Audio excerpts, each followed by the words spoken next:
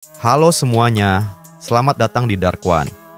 Di sini, kami menghadirkan kisah-kisah penuh ketegangan, aksi, dan petualangan dalam dunia fantasi yang luar biasa. Jika kalian suka cerita dengan alur menegangkan, pertarungan epik, serta karakter yang kuat dan penuh emosi, pastikan untuk like, komen, dan subscribe. Dukung channel ini agar kami bisa terus menyajikan kisah-kisah seru untuk kalian semua. Hujan deras mengguyur hutan, menimbulkan suara gemericik air yang terus-menerus membasahi dedaunan dan tanah yang semakin becek. Beryl menatap Jamie dengan raut khawatir, memperhatikan wajah pucat Jamie yang tampak tidak sehat. Jamie, yang berdiri sambil menahan mual, berusaha meyakinkan Beryl bahwa dirinya baik-baik saja meskipun tubuhnya terasa lemas. Sambil mengatur napas, Jamie menanyakan apakah Beryl telah menerima benda yang dititipkan sebelumnya. Beryl mengangguk dan mengeluarkan sebuah benda, memperlihatkannya pada Jamie. Dengan nada tenang, Beryl menjelaskan bahwa urusannya telah selesai. Namun, dari samping, Tiberon yang sejak tadi mendengar percakapan mereka mulai merasa penasaran. Dengan tatapan tajam, Tiberon menanyakan apa yang sebenarnya terjadi di Gremia. Perasaan curiga muncul dalam dirinya saat menyadari bahwa Jamie kembali lebih lama daripada dirinya dan Beryl. Selain itu, koneksinya dengan Gremia sempat terputus, menandakan ada sesuatu yang tidak beres. Tatapan Tiberon semakin tajam, mendesak Jamie untuk memberikan penjelasan. Tidak ingin berlama-lama, Jamie mengeluarkan sebuah kubus dari dalam jubahnya, benda yang sebelumnya diberikan padanya. Dengan suara tenang namun tegas, Jamie menjelaskan bahwa dirinya bertemu dengan perwujudan pikiran Armeon dan menerima kendali penuh atas Gremia. Sambil mengangkat kubus itu di tangannya, Jamie menantang Tiberon untuk melihat sendiri jika tidak percaya. Tiberon terdiam sejenak, matanya membelalak saat menyadari kebenaran dari perkataan Jamie. Sementara itu, Beryl yang sedari tadi memperhatikan, tiba-tiba tersentak kaget ketika melihat sesuatu di atas mereka. Matanya melebar, dan dengan suara penuh keterkejutan, Beryl menyebutkan bahwa benda yang dilihatnya bahkan lebih besar dari Gram. Namun, sebelum Beryl bisa menyelesaikan kalimatnya, Tiberon segera memotong, menanyakan dengan nada penuh ketidakpercayaan apakah benar Armeon memberikan benda itu kepada Jamie. Jamie, dengan sikap angkuhnya, hanya tersenyum tipis dan menghilangkan kubus itu kembali. Dengan nada santai, Jamie menjelaskan bahwa lebih tepatnya, perwujudan pikiran Armeon lah yang menyerahkan seluruh kontrol Gremia kepadanya setelah mengeluarkan Gram. Tiberon semakin sulit mempercayai apa yang baru saja didengarnya. Langkahnya mendekat, matanya menatap Jamie dengan tatapan bingung dan penasaran. Masih dengan nada skeptis, Tiberon bertanya mengapa Armeon memilih untuk memberikan kendali itu pada Jamie. Namun, Jamie hanya mengangkat bahu, menjawab singkat bahwa dirinya pun tidak tahu. Kemudian, dengan tenang, Jamie meminta Tiberon mendekat. Tanpa banyak berpikir, Tiberon mengikuti permintaan itu, mendekat hingga jarak mereka semakin rapat. Saat itu juga, Jamie mengumpulkan energi mana berwarna hijau di tangannya. Perlahan, tangan Jamie mengarah ke luka di tubuh Tiberon. Tiberon yang melihat cahaya hijau itu hanya bisa membeku. Matanya terbelalak karena tak percaya dengan apa yang dilihatnya. Energi hijau itu perlahan mulai menyembuhkan luka-luka di tubuhnya. Sensasi hangat menyelimuti tubuhnya, membuatnya tersadar akan apa yang sedang terjadi. Rasa terkejut masih terpancar dari wajahnya saat menyadari bahwa tubuhnya kini benar-benar sembuh. "Jamie, kau menyembuhkanku," gumam Tiberon dengan suara tertahan. Namun, Jamie hanya menggeleng dan menjelaskan bahwa ini bukanlah sihir penyembuhan seperti yang dibayangkan Tiberon. Jamie menjelaskan bahwa ini adalah sesuatu yang mirip, namun berasal dari kekuatan Gremia. Di sisi lain, Beryl yang sedari tadi memperhatikan, tiba-tiba bersuara. Dengan nada mendesak, Beryl mengajak Jamie untuk segera kembali ke kediaman Marques Bell. Beryl meyakinkan bahwa Sears, ibu Jamie, pasti sangat mengkhawatirkan keadaannya. Jamie yang mendengar itu terkejut seketika. Dalam kepanikannya, Jamie menyadari bahwa dirinya benar-benar telah melupakan ibunya. Sementara Tiberon hanya diam, memperhatikan keduanya yang mulai bersiap meninggalkan tempat itu. Namun, tiba-tiba ekspresi Jamie berubah drastis. Wajahnya kembali pucat, tubuhnya menegang saat sebuah nama terlintas di pikirannya. Dengan suara bergetar, Jamie menyebut nama Ricky. Beryl yang mendengar nama itu menoleh, menatap Jamie dengan bingung. "Ada apa, Jamie?" tanyanya. Jamie menelan ludah, lalu dengan suara penuh kecemasan menjelaskan bahwa Apostel Dewi Peiro sedang dalam bahaya. Beryl yang mendengar penjelasan itu terdiam sejenak. mencerna informasi yang baru saja disampaikan Jamie. Lalu, dengan nada memastikan, Beryl bertanya apakah yang dimaksud oleh Jamie adalah teman barunya yang baru-baru ini muncul. Namun, sebelum Beryl bisa melanjutkan pertanyaannya, Jamie tiba-tiba berteriak. Panik mulai menyelimuti wajahnya saat dirinya menyadari situasi semakin buruk. Dengan suara lantang, Jamie mendesak Beryl untuk segera bergerak. Tidak ada waktu untuk berdiam diri. Namun, sebelum Jamie bisa melangkah lebih jauh, Beryl dengan cepat mencengkeram jubah yang dikenakan Jamie. Dengan satu gerakan cepat, Beryl mengangkat Jamie, membawanya dalam gendongan layaknya yang sebelumnya Beryl lakukan pada Bena. Jamie yang terkejut dengan tindakan Beryl hanya bisa membeku sejenak. Namun, sebelum dirinya bisa protes, Beryl dengan nada serius bertanya, "Kita harus pergi ke arah mana, Jamie?"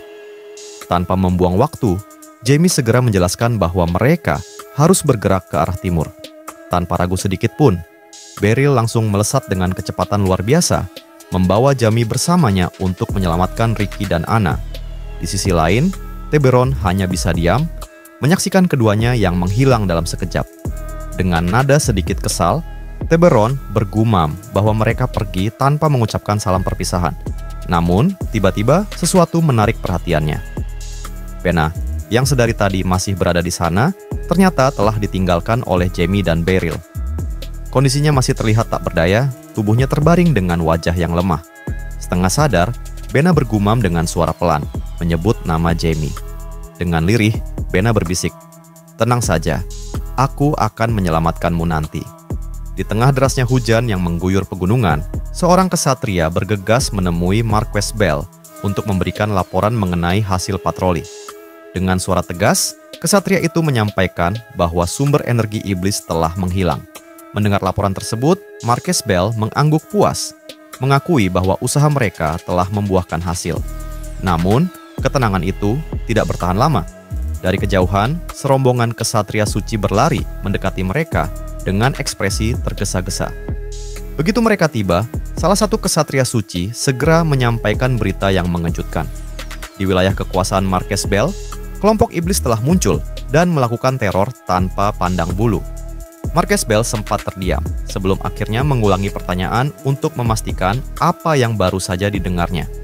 Para kesatria suci menjelaskan bahwa meskipun sebagian besar kesatria berhasil menekan serangan itu, masih ada iblis yang menyamar sebagai prajurit maupun rakyat biasa, membuat situasi semakin berbahaya. Marquess Bell menarik napas dalam-dalam. Sekilas, kilat menerangi langit, memperlihatkan ekspresi wajahnya yang semakin serius. Kesalahannya dalam meremehkan gerakan para iblis kini berbalik menjadi ancaman besar bagi wilayahnya. Namun, sebelum sempat mengutarakan lebih lanjut pemikirannya, kesatria suci lainnya datang dengan berita yang lebih mengejutkan. Mereka melaporkan bahwa Uskup Agung telah ditemukan tewas dibunuh. Kabar itu mengguncang Marquess Bell dan para kesatria di sekitarnya. Keheningan sejenak menyelimuti mereka, hanya disertai suara hujan yang semakin deras. Tidak hanya itu, saksi mata melaporkan bahwa Sable berada di tempat kejadian. Nama itu membuat suasana menjadi semakin mencekam. Di tempat lain, di antara pegunungan batu yang juga dihantam hujan deras, Sable berdiri tegak dengan pedang yang masih berlumuran darah. Pandangannya yang tajam dan dingin tertuju pada Lars, yang kini berlutut dengan napas tersengal-sengal, kesulitan untuk berdiri. Lars merasa tubuhnya semakin berat. Kelelahan merayapi otot-ototnya, tetapi matanya tetap berusaha menatap lurus ke arah lawannya. Tidak jauh di belakang Lars, Ricky dan Anna menyaksikan pertarungan itu dengan wajah tegang. Ricky berusaha memastikan keadaan Lars, namun Lars segera meyakinkan bahwa dirinya masih sanggup bertarung. Pedangnya ia genggam erat, seakan bersiap untuk memberikan perlawanan terakhir. Dengan nada tinggi yang dipenuhi amarah, Lars menuntut jawaban dari Sable, menanyakan sejak kapan semua ini direncanakan. Namun, Sable hanya tersenyum dingin. Langkahnya perlahan mendekat, sementara suaranya terdengar begitu tenang, seolah kemenangan sudah berada di tangannya. Dengan tatapan penuh kepuasan, Sable mengakui bahwa ia sendiri tidak menyangka kesempatan untuk membunuh Apostol Dewi Pero akan datang secepat ini. Tanpa peringatan, Sable melancarkan serangan cepat ke arah Lars. Lars segera bergerak ke kiri, mengira serangan akan datang dari kanan. Namun, sebelum sempat menyadari kesalahannya, pundak kirinya menerima tebasan dalam yang membuat darah segar mengalir deras. Rasa sakit yang tiba-tiba datang membuatnya tersentak. Kesadarannya sedikit goyah akibat luka tersebut. Ricky yang melihatnya langsung berteriak memanggil nama Lars, tetapi Lars segera membalas dengan suara lantang, memperingatkan agar mereka tidak mendekat. Di dalam kepalanya, Lars mencoba memahami situasi. Setiap kali ia berusaha menghindar, Sable selalu mampu membaca gerakannya, seakan mengetahui langkahnya sebelum ia sendiri melakukannya. Sable kini berdiri hanya beberapa langkah darinya. Dengan nada datar yang penuh keyakinan, Sable menyatakan bahwa Lars tidak akan bisa menghentikannya. Lars yang masih terengah-engah menatap lawannya dengan mata tajam dan bertanya langsung, apakah Sable sebenarnya adalah seorang Swordmaster? Senyum tipis tersungging di bibir Sable, memberikan jawaban tanpa perlu mengucapkan sepatah kata pun. Lars akhirnya memahami sesuatu yang selama ini terabaikan. Sable bukan hanya seorang kesatria biasa. Ada kekuatan yang mengalir dalam dirinya, sesuatu yang lebih dari sekadar keterampilan bertarung. Dengan tenang, Sable mengungkapkan bahwa kekuatan sejatinya adalah pembalikan kausal, sebuah kemampuan yang membuat serangannya selalu mengenai targetnya. Tidak peduli seberapa keras lawannya mencoba menghindar. Hujan terus mengguyur pegunungan itu, membawa aroma darah yang semakin menyatu dengan tanah basah. Sementara itu, di dalam hati Lars, perasaan gentar mulai muncul. Jika Sable benar-benar memiliki kekuatan seperti itu, bagaimana ia bisa bertahan? Bagaimana ia bisa melindungi Ricky dan Anna dari bahaya yang semakin mendekat? Hujan deras masih mengguyur pegunungan batu, menciptakan suara riuh saat air menghantam bebatuan yang kasar. Di tengah derasnya hujan, Sable berdiri tegak dengan pedang yang terangkat sedikit. Sorot matanya dingin saat memandangi Lars yang masih terluka. Dengan nada yang seakan sudah mengetahui hasil pertarungan ini, Sable berbicara pelan, namun penuh keyakinan. Anda pasti akan terluka, dan diriku dapat membolak-balikan serangan itu. Itulah sebab dan akibat dalam pertempuran, Lars.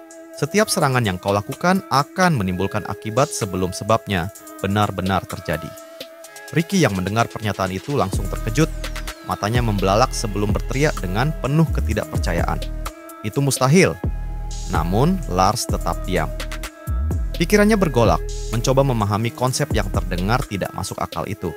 Jika benar kekuatan Sable bisa membalikan sebab dan akibat, maka bukan hanya teknik bertarungnya yang unggul, tetapi juga logika pertempuran itu sendiri telah berubah. Sebuah kekuatan yang melampaui pemahaman manusia. Sable tersenyum tipis, lalu mengangkat pedangnya dengan santai, seolah pertempuran ini hanyalah sebuah permainan baginya. Di dunia ini, ada banyak sosok yang memiliki kekuatan sekuat monster. Katanya pelan, suaranya nyaris tertelan oleh suara hujan. Dan sungguh malang bagi Anda, Lars, karena harus berhadapan dengan salah satunya. Dalam sekejap, tubuh Sable menghilang dari tempatnya berdiri. Lars yang masih berusaha memahami kata-katanya tiba-tiba merasakan angin tajam yang menusuk dari belakang. Matanya melebar saat menyadari bahwa Sable telah berada di belakangnya. Pedangnya kini tersarung kembali, seakan serangan itu sudah selesai, bahkan sebelum Lars menyadarinya. Lars menoleh dengan keterkejutan yang sulit disembunyikan. Sable hanya menatapnya dengan senyum sinis sebelum berkata dengan nada penuh kesombongan, "Namun di antara monster-monster itu, aku berada di peringkat tertinggi." Tak lama setelah kata-kata itu diucapkan, tubuh Lars pun melemah dan akhirnya jatuh tak berdaya ke tanah. Ricky yang melihatnya langsung berlari dengan panik, berteriak memanggil nama Lars. Namun, sebelum Ricky bisa mencapai rekannya, sesuatu terjadi. Tiba-tiba dari tubuh Ricky, cahaya suci mulai terpancar. Energi yang luar biasa kuat membungkus tubuhnya, menciptakan tekanan besar di udara. Dalam hitungan detik, sebuah ledakan besar terjadi, mengguncang area sekitar dan menerbangkan debu serta pecahan batu ke segala arah. Di tengah puing-puing yang berhamburan, siluet Lars terlihat kembali berdiri di sebuah tebing. Napasnya terengah, tetapi kini ada aura yang berbeda di sekelilingnya. Dengan suara pelan namun penuh ketegasan, Lars berkata, "Astaga, tak kusangka pedang pertama Zenith bisa membuatku mundur." Sable menoleh ke atas, melihat Lars yang kini berdiri dengan mantap. "Apa yang terjadi dengan Anda, Lars?" Tanyanya dengan nada yang lebih serius. Namun, sebelum Sable bisa mencerna situasi, Lars telah menghilang dari tempatnya berdiri. Dalam sekejap, Lars sudah berada tepat di atasnya. Pedangnya kini dipenuhi oleh energi suci yang terpancar dari tubuhnya. Dengan sorotan mata penuh keyakinan, Lars berteriak lantang, "Tanya sendiri pada dewamu tentang itu." Sejumlah ledakan energi suci tercipta akibat serangan Lars menerangi langit yang gelap oleh awan hujan. Namun, Sable berhasil menghindari semuanya dengan kecepatan luar biasa. Dengan suara yang tetap tenang, Sable berkata, "Bapa membenci sebuah pertanyaan." Sable kemudian bersiap melancarkan serangan lain. Ia tersenyum kecil sebelum melanjutkan. "Beliau pasti akan menyuruhku mengayunkan pedang ini sekali lagi kalau aku bertanya pada beliau." Saat itu juga, pedangnya melesat ke arah Lars. Namun yang terjadi justru mengejutkan. Lars menangkis serangan itu dengan tangan kosong. Pedangnya terpental akibat kekuatan Sable sebelumnya, tetapi kini ia tampak sama sekali tidak tergoyahkan. Sable yang melihat hal itu hanya tersenyum. "Lars, sepertinya aku sudah bilang, Anda tidak bisa menghentikanku." Kekuatan pembalikan kausal pun mulai aktif kembali. Namun, berbeda dengan sebelumnya, kali ini Lars tampak tidak khawatir sama sekali. Sebaliknya, ekspresinya terlihat begitu tenang, bahkan nyaris santai. "Benar," ujar Lars dengan suara rendah. "Aku tidak bisa menghentikanmu, Sable." Mata Sable menyipit, merasa ada sesuatu yang janggal dengan kata-kata Lars. Dari kejauhan, Ricky masih berdiri dengan tangan yang terangkat, terus-menerus memancarkan energi sucinya. Tiba-tiba, tubuh Sable tersentak. Matanya melebar, napasnya tercekat, dan dalam sekejap, darah segar muncrat dari mulutnya. Sable terhuyung ke depan, tubuhnya tersungkur di hadapan Lars. Tangannya bergetar, mencoba memahami apa yang baru saja terjadi. Di hadapannya, Ricky tetap berdiri tegap, masih berusaha mengendalikan kekuatan sucinya. Dalam menghadapi energi suci, Ricky berbicara dengan suara yang lebih dalam dari sebelumnya, seolah ada kekuatan lain yang berbicara bersamanya. "Kami hanyalah manusia lemah, Sable." Sable mengangkat kepalanya sedikit, ekspresinya masih penuh keterkejutan. "Kekuatan yang kumiliki," lanjut Ricky, "adalah kekuatan hukuman pembalikan kausal. Jika kausalitas diindahkan hingga melewati batas kemampuan, maka akibatnya akan kembali kepada si pengguna." Hujan terus mengguyur tanah yang kini dipenuhi genangan darah. Sable masih terdiam di tempatnya, merasakan efek dari serangan yang baru saja mengenainya. Di balik awan hitam yang menggelayut di langit, kilat kembali menyambar, menerangi wajah Lars dan Ricky yang kini berdiri tegap, siap menghadapi apapun yang akan terjadi selanjutnya. Cerita berlanjut di tengah medan pertempuran yang masih diselimuti sisa energi suci dan sihir yang saling bertabrakan. Sable yang telah jatuh terdengar tertawa kecil. Sable menyeringai mengerikan sembari mengangkat tangan yang berlumuran darah dan berkata dengan nada mencemooh, tak disangka Lars melakukan pencerahan di saat seperti ini. Sable melanjutkan, kalimat pembuka seperti itu terlalu mudah ditebak. Sable mengangkat tangannya yang masih bergetar dan berlumuran darah, lalu berkata dengan nada tenang, "Kekuatan suci itu benar-benar luar biasa." Sable mengakui tidak menyangka Ricky mampu menyembuhkan Lars yang sekarat, sekaligus memantulkan serangan balik dengan begitu sempurna. Namun, Lars yang berdiri dengan tatapan tajam langsung menarik pedang yang kini dipenuhi energi suci, sembari berkata dengan penuh kemarahan. Namun, sebelum kata-kata Lars selesai, sebuah serangan tiba-tiba datang menghantam, berasal dari tinjuan Sable yang melesat ke arah Lars. Dengan refleks cepat, Lars mengangkat pedangnya dan menahan pukulan itu. Percikan energi menyala di antara kedua lawan yang kini kembali berhadapan. Sable tersenyum tajam dan berkata dengan nada dingin, "Kalian tetap saja manusia lemah, Lars dan Ricky." Lars terkejut mendengar ucapan Sable karena tidak menyangka Sable masih mampu berdiri tegak setelah menerima serangan hebat sebelumnya. Dari kejauhan, Ricky terus memantau jalannya pertarungan, tetap mengangkat tangan untuk memastikan jika Lars membutuhkan bantuan. Tetapi tiba-tiba, sesuatu menerjang Sable dengan kecepatan luar biasa. Benturan keras terjadi, menimbulkan gelombang kejut yang membuat Ricky terperanjat. Namun bukan Sable jika mudah dikalahkan. Dalam sekejap, Sable berhasil meloncat ke belakang, menghindari serangan yang nyaris menghancurkan tubuhnya. Di sisi lain, Anna yang mendengar ledakan besar berteriak memanggil Ricky dengan panik. Namun, sosok yang muncul bukanlah musuh baru, melainkan Jamie dan Beryl yang tiba tepat waktu. Tanpa membuang waktu, Jamie segera merapal sihir Intense Pain dan Fuse Lightning. Sambaran petir berwarna ungu melesat cepat, menciptakan cahaya menyilaukan di hadapan Ricky. Dengan suara lantang, Jamie berteriak memberi perintah, "Sekarang Ricky, beri pukulan yang lebih keras." Ricky sempat ragu melihat Sable yang tampak tak berdaya, Tetapi keraguan itu hanya berlangsung sesaat.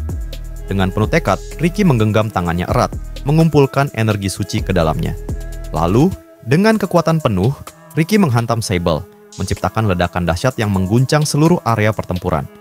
Setelah ledakan itu mereda, Ricky masih mengepalkan tangannya, tetapi raut wajah Ricky tampak semakin pucat.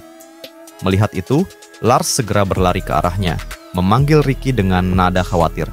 Semua orang kini berkumpul di sekitar Ricky, sementara Ricky hanya bisa diam sejenak, menahan rasa lelah yang luar biasa. Namun, Jamie tidak membiarkan kebisuan itu berlangsung lama. Jamie segera menanyakan kondisi Ricky, memastikan apakah Ricky baik-baik saja. Jamie menegaskan bahwa Jamie datang untuk membantu karena terlihat Ricky dalam bahaya. Namun, sebelum Ricky sempat menjawab, Lars lebih dulu angkat bicara dengan wajah penuh amarah. Lars mengungkapkan bahwa Sable adalah dalang dari semua kejadian ini. Sable adalah mata-mata dari Badan Keagamaan Zenith. Beryl yang mendengar penjelasan itu tetap bersikap tenang, meskipun jelas informasi ini bukan sesuatu yang mudah diterima. Dengan nada datar, Beryl bertanya, "Sable yang dimaksud, apakah penasihat dari Marquess Bell?" Jamie terkejut mendengar pernyataan itu. Tidak menyangka bahwa lelaki yang selama ini melayani kakek Jamie adalah dalang dari semua kejadian mengerikan ini. Jamie pun bertanya dengan nada tak percaya, apakah lelaki barusan benar-benar Sable sang penasihat? Namun, sebelum jawaban dapat diberikan, garis-garis mana mulai muncul di sekitar area pertempuran. Jamie menyadari hal itu, tetapi tetap mempertahankan ketenangannya. Beryl, di sisi lain, tampak jauh lebih terkejut dan berbisik dengan nada khawatir, "Jangan-jangan..." Sayangnya, kekhawatiran Beryl terbukti benar.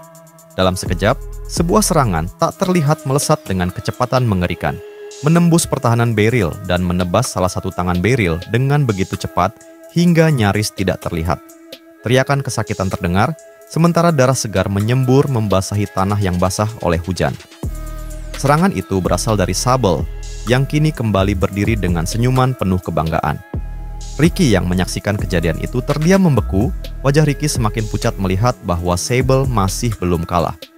Lars, yang kini diliputi amarah, berteriak dengan suara menggelegar, "Dasar keparat sialan kau, Sable!" Namun, bukannya terguncang, Sable justru tersenyum lebih lebar. Sable mengacungkan pedangnya ke atas dan berkata dengan nada penuh kepuasan, "Pembalikan kausal tidak hanya digunakan untuk menyerang, tetapi juga untuk bertahan." Namun, efek dari kekuatan itu tetaplah tidak bisa diabaikan. Tangan Sable yang tadi digunakan untuk menyerang kini hangus sebagai harga yang harus dibayar untuk serangan itu. Tetapi Sable tidak menunjukkan rasa sakit sedikit pun. Sable justru terlihat semakin bahagia. Di sisi lain, Beryl yang menerima serangan telak itu masih mampu berdiri dengan sisa tenaga. Dengan menggunakan pedangnya sebagai tumpuan, Beryl tetap berusaha menjaga keseimbangan, meskipun darah terus mengalir dari luka yang diderita. Dengan suara yang terdengar lemah tetapi penuh tekad, Beryl berkata kepada semua orang yang berada di sana, "Lebih baik mundur sekarang." Beryl berdiri tegak, meskipun satu tangan telah tertebas, menatap Sable dengan penuh keteguhan. Sable tersenyum miring, sorot mata penuh ejekan. Dengan nada santai, Sable berkata, "Tuan Beryl, ini tidak seru. Meskipun kehilangan sebelah tangan, aku tidak menyangka bahwa Tuan Beryl tidak merasakan sakit apapun." Di tangan Sable, energi biru mulai berkumpul, berputar-putar seperti pusaran yang mengancam. Dengan senyum tipis yang menambah kesan mengerikan, Sable melanjutkan, "Tuan Beryl, Anda tidak berpikir aku akan memberi kelonggaran hanya karena luka itu, kan?" Tangan Beryl yang masih menggenggam pedang kini dikelilingi oleh energi hijau yang berkilauan. Angin berputar di sekitarnya dengan intensitas yang semakin tinggi. Dengan nada dingin, Beryl menjawab, "Aku tidak peduli, tapi anginku akan mencabik-cabikmu, Sable." Seolah menanggapi kekuatan yang sedang berkumpul di antara mereka, petir mulai menyambar puncak-puncak gunung di sekeliling medan pertempuran. Jamie dan Lars mengamati dari atas tebing bebatuan, menyaksikan pertempuran dua Swordmaster yang akan segera dimulai. Dalam hati, Jamie bergumam, "Beryl Onyx. Kalau bukan karenanya, aku pasti sudah mati saat itu." Namun, Lars yang berdiri di samping Jamie menatap dengan cemas dan bertanya, "Apa Tuan Beryl akan baik-baik saja, Jamie?" Jamie menatap Lars sejenak sebelum menjawab dengan suara datar, "Entahlah Kak Lars, kita harus mengamatinya. Kita tidak bisa ikut campur seenaknya dalam pertarungan antara para Swordmaster." Lalu, tanpa peringatan, Beryl dan Sable mulai menyerang. Energi hijau dari angin Beryl dan energi biru dari es Sable bertabrakan dengan hebat, menciptakan ledakan dahsyat yang mengguncang tanah di bawah mereka. Lars, yang menyaksikan pertarungan sengit itu, termenung dan menggumam, "Pembalikan kausal. Memangnya ada kekuatan yang securang itu ya?" Jamie yang mendengar gumaman Lars menjelaskan, "Sepertinya Paman Beryl dapat melihat sedikit bentuk dari pembalikan kausal itu, tapi dia tidak akan menang dengan mudah. Mengingat perkataan Sable sebelumnya, jika kekuatan itu bisa digunakan untuk menyerang dan bertahan, artinya tidak ada batas penggunaannya." Namun, dalam hati, Jamie sudah menduganya. Jamie tidak bisa hanya diam dan mengamati. Di tengah pertempuran, Sable menatap Beryl dengan senyum mengejek dan berkata, "Sebagai sesama Swordmaster, apa Anda berpikir aku lawan yang bisa dikalahkan dengan mudah, Tuan Beryl?" Namun, Beryl tidak menjawab. Tanpa ragu, Beryl langsung menyerang Sable, tidak memperdulikan perkataan lawannya. Namun, saat keduanya berpapasan dalam kecepatan tinggi, terlihat dengan jelas luka baru menggores tubuh Beryl. Setan pedang Sable menembus pertahanannya. Sable tersenyum puas dan berkata dengan nada meremehkan, "Sayangnya, kita hidup di masa yang berbeda, Tuan Beryl. Meskipun terlihat begini, aku ini sangat awet muda, berbeda denganmu." Setelah Sable selesai berbicara, cairan merah kental mengalir dari luka Beryl, menetes ke tanah yang dingin. Dari kejauhan, Lars dan Jamie berteriak memanggil Beryl, namun teriakan mereka justru menarik perhatian Sable. Sable menoleh ke arah mereka, sorot mata tajam dan penuh ancaman. Dengan suara dingin, Sable berkata, "Sekarang giliran kalian semua." Dalam sekejap, Sable melompat ke arah Lars dan Jamie dengan kecepatan mengerikan. Jamie terkejut melihat Sable langsung menuju tempat mereka berada. Namun, sebelum Sable bisa mencapai sasaran, Ricky mengangkat tangannya dan melepaskan energi suci yang membentuk penghalang kokoh. Dengan nada tegas, Ricky berkata, "Aku akan menghalanginya, Jamie." Sable menabrak penghalang suci itu, terhenti seketika. Alih-alih marah, Sable justru menyeringai gila. Menatap penghalang suci itu dengan penuh ketertarikan, Sable berkata dengan nada mematikan, "Dinding pertahanan Dewi, ya? Boleh juga, kamu, Ricky." Namun, tatapan Sable beralih ke Jamie, Lars, dan Ricky. Dengan suara penuh percaya diri, Sable berkata, "Apa kalian sudah lupa?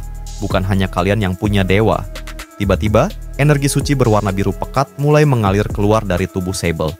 Dengan nada mengancam, Sable menjelaskan, dinding seperti ini tidak lebih dari sekadar penghalang lemah di hadapan kekuatan Bapa. Sementara itu, Jamie mulai mengumpulkan energi mana di tangannya, bersiap untuk melawan. Namun, tanpa peringatan, Sable berubah. Dalam sekejap, aura di sekeliling Sable berubah drastis. Tubuhnya kini diselimuti cahaya suci yang mengerikan. Sable telah berubah menjadi seorang kesatria suci. Sebelum melancarkan serangan, Sable tersenyum lebar dan berkata, "Segalanya akan terwujud sesuai keinginan Bapa." Dalam hitungan detik, ledakan besar tercipta dari serangan Sable, mengguncang seluruh area pertempuran dengan kekuatan luar biasa. Terima kasih telah menonton. Jangan lupa untuk like, komen, dan subscribe agar kalian tidak ketinggalan kisah selanjutnya. Dukungan kalian sangat berarti untuk perkembangan channel ini. Sampai jumpa di episode berikutnya.